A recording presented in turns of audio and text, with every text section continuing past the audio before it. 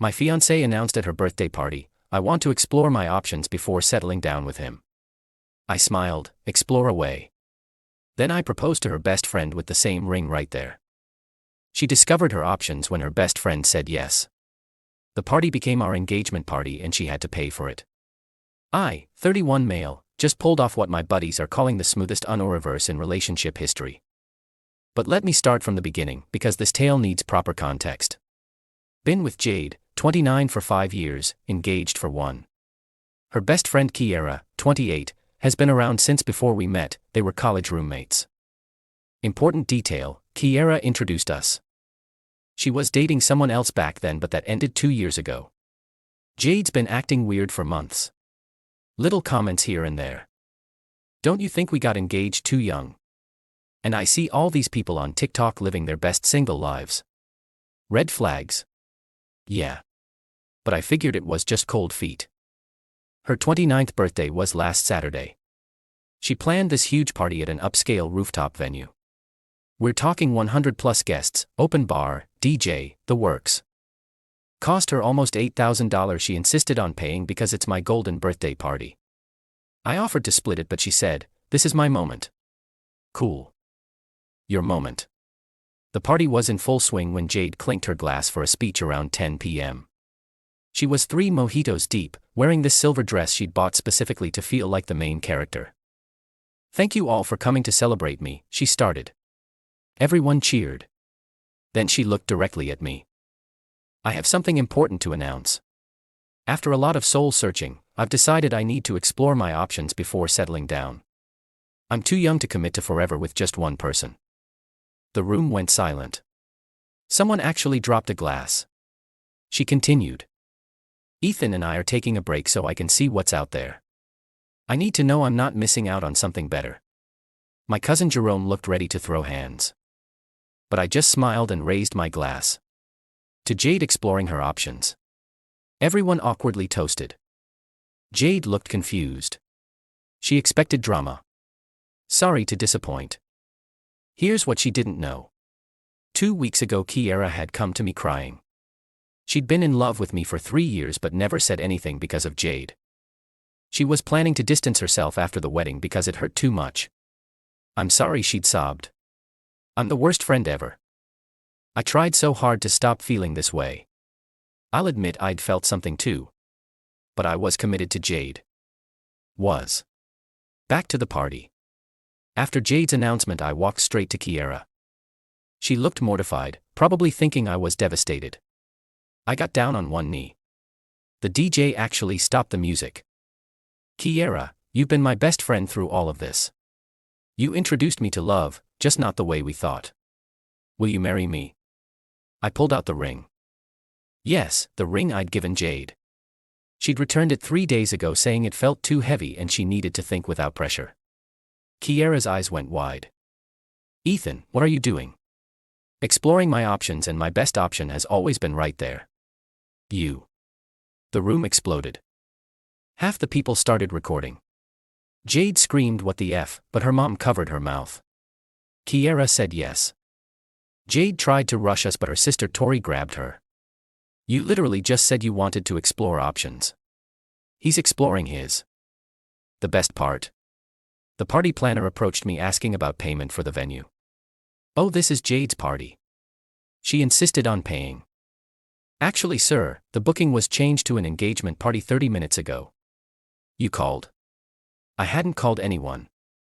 Kiera's brother Adrian had." Absolute legend. He'd heard Jade's speech, saw me walking toward Kiera and immediately called the venue to rebrand everything. Jade had to pay $8,000 for our engagement party. Update 1. The fallout has been insane. First, Jade tried to spin it on social media. Posted this long thing about how I'd been emotionally cheating with her best friend and planned this to humiliate her. Problem. At least 20 people had recorded her speech. Her cousin Destiny posted the whole thing with the caption, "Play stupid games." It went mini viral. 15K likes. Jade called me Sunday morning screaming. "You ruined my birthday. You announced you wanted to explore options. I didn't mean right then." "When did you mean?" I wanted to date around for a few months then come back to you. So I was supposed to wait while you tested drove other dudes. Yes. If you really loved me. I hung up. Then came the messages from her family. Her mom Rochelle called me a snake. Her dad Harold said I violated trust. Her brother Devin threatened to handle this in person. But here's the thing. My relationship with Kiera. Not new. Those feelings she confessed. We'd actually kissed once, 2 years ago when Jade was on a girls' trip that I later found out included her ex. Kiera stopped it immediately, said we couldn't do that to Jade. We stayed away from each other after that.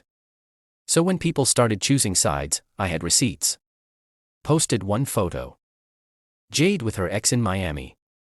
Dated during our relationship. Caption, this was during the spa weekend 2 years ago. Jade's narrative crumbled. But she wasn't done. Monday, she showed up at my apartment with Devin and 2 guys I didn't recognize. We need to talk. We don't. That's my ring you gave to that slut.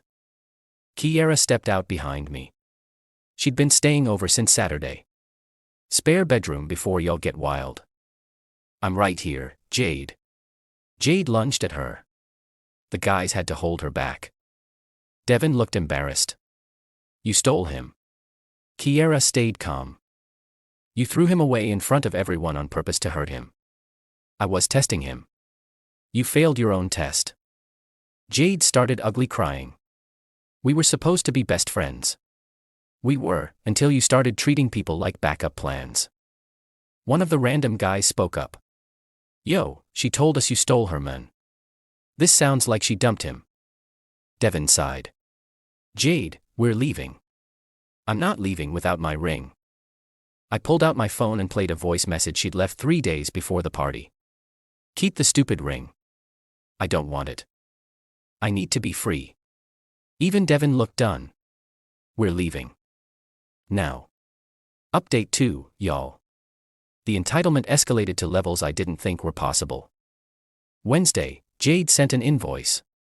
An actual invoice. For emotional damages, $5,000. Lost relationship investment, $3,000. Party hijacking, $8,000. Ring depreciation, $2,000. Total, $18,000. I forwarded it to my lawyer friend Terrell. He couldn't stop laughing. She wants you to pay her for dumping you. Apparently. Frame this. It's art. But then Thursday happened. Got a call from my mom. Jade had contacted her saying I'd stolen intimate photos and would release them unless I made things right. Complete lie. I deleted everything the night of the party. But now my mom was involved. Called Jade immediately. Did you just try to blackmail me through my mother? I'm desperate. You ruined everything. You ruined everything. At your own party. That you filmed. I didn't know you'd moved on already. I hadn't. Until you announced to everyone that I wasn't enough. I never said that. You said you needed to explore options to find something better. What's better than what we had? Silence. Then I was drunk. You planned that speech. Kiera told me you practiced it with her 3 times. Friday morning I get a text from an unknown number. It's Bruno. A guy from my gym who I've talked to maybe twice. Bro, some chick named Jade is here telling everyone you're abusive and that you manipulated her friend into a fake engagement. Thought you should know. I showed up to the gym with Kiera. We worked out together while Jade stood there with her mouth open. The gym manager Big Tony approached her. Ma'am, you need to leave. This is a public gym. It's a private business. And you're harassing members. She tried to argue but Big Tony's not the one. She left screaming about lawsuits. Saturday was the peak insanity. Jade organized a solidarity brunch with everyone who's been betrayed. She invited mutual friends telling them it was to process the trauma. One problem, she also invited Kiera's sister Adrian, not realizing she was Kiera's sister. Adrian showed up, listened to Jade rant for 5 minutes, then stood up. Girl, you announced in front of me that you wanted to see if you could do better than Ethan. Now you're mad he found better. The math ain't mathing. She live tweeted the whole brunch. Highlights Jade just said Ethan was too stable and she needed excitement. Now she's crying because he's not waiting for her. She really just called Kiera a pick-me when Jade picked her ex over Ethan 2 years ago. Update: 3 people have left. Jade is now explaining how this is actually about feminism. I cannot. The brunch ended with Jade's credit card declining. Apparently she'd maxed it out trying to book a revenge vacation to Switzerland. Adrian paid for her own mimosa and left. Update: 3. The extinction. Nah, let me not use that phrase. The complete meltdown has reached its final form. Monday, after the brunch disaster, Jade did something that actually shocked me. She called my boss claiming I was harassing her at work. We don't work together. We've never worked together. She works in marketing. I'm a technician. My boss, Dr. Martinez, called me confused. Ethan, why is someone calling about harassment? You haven't even been here this week. You took vacation days. I explained. He laughed so hard he needed his inhaler. She called a dental office to complain about relationship drama.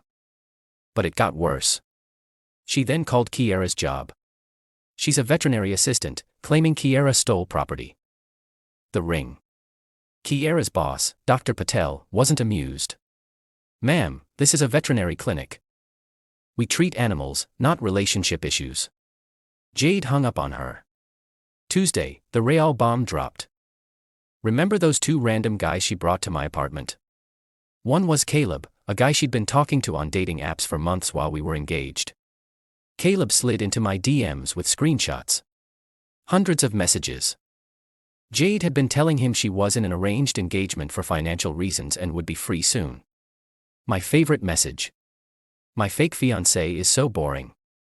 Once I get through this birthday party and announce our break, we can finally be together for real.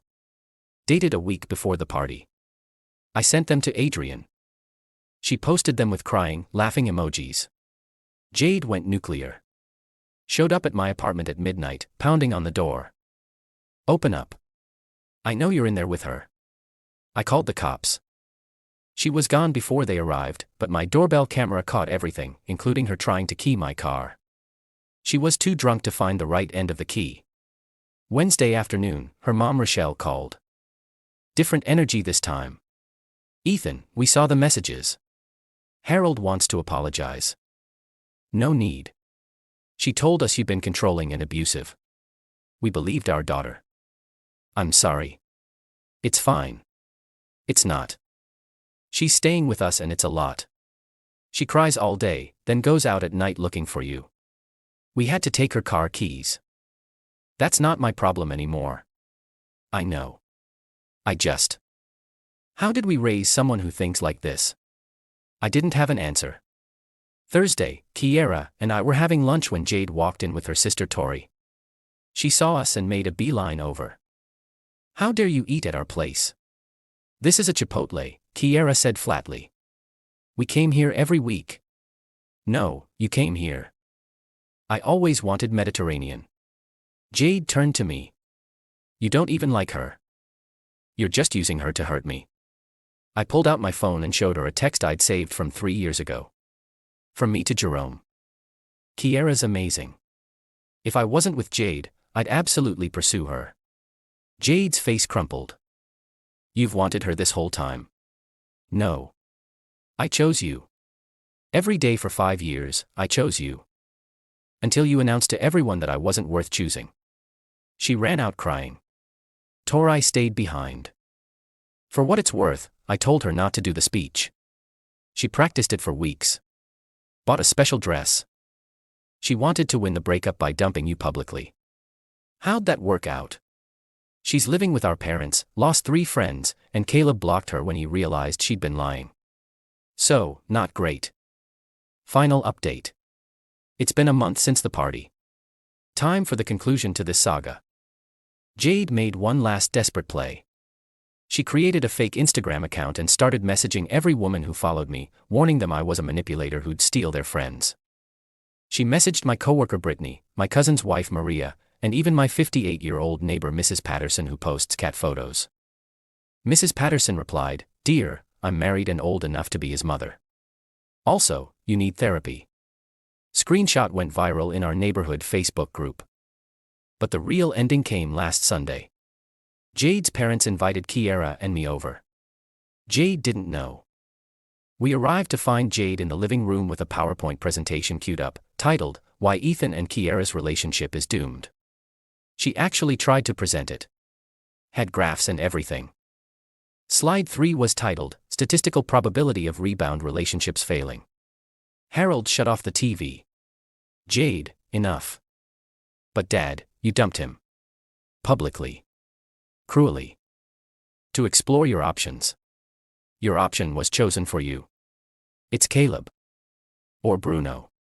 Or whoever else you were talking to while engaged. Rochelle added, "We're selling the condo." Plot twist.